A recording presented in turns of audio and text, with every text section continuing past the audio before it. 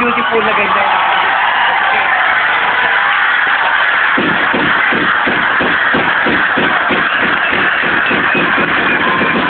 Ayan, example.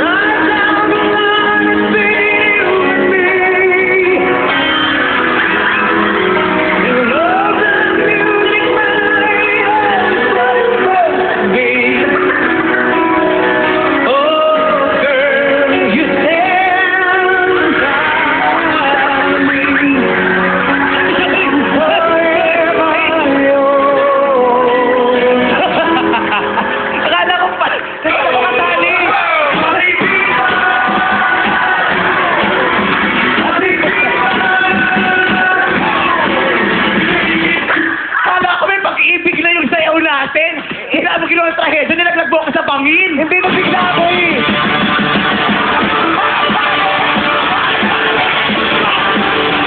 Akala ko, papuntang taekwondo. Kaya nagpasita ako eh. Pakita na ako eh.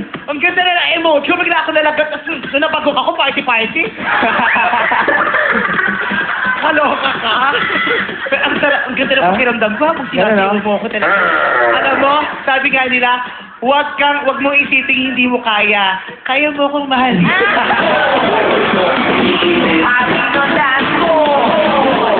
Tingnan mo, puro mahal Curtis, napapahiya ka lang. Oo eh. Sa akin, puro ka pag-asa.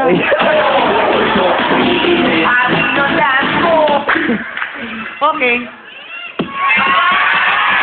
Kompletuhin nyo na. Alam mo, mga entertainers tayo. Hindi ka magiging entertainer kung di mo na-entertain ng tao.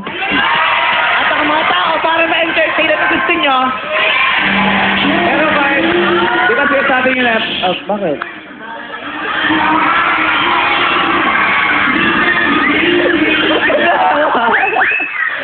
Ako mismo, nahihiya. Kasi na, once lang to. Okay! Self mo. Alam mo, ang sarap niyong panoorin. Ang tagal kong naghihintay ng grupong katulad ninyo. Talaga, sobrang positibo. Diba? Ang galing. Kala ko, naku, pangkaraniwang rap lang to, pero hindi. Maganda ang mensahe. Nakaka-inspire ng mga kaluluwa ng mga taong nanonood, diba?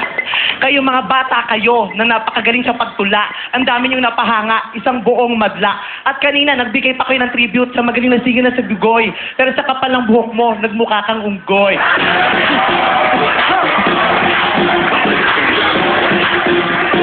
Hindi naman, pero ang gagwapo nyo, pag tinitigan ko mukha mo, para ka si Dennis Trillo. Huwag kang maniwala, nagjo-joke lang ako. Yan ang dapat natin pinanunood. The Philippines needs to see these kinds of people na talagang makakakuha tayo ng inspirasyon. Let's claim positivity, let's claim victory. Maniwala tayong kaya natin. Ang score nyo, G! Wow!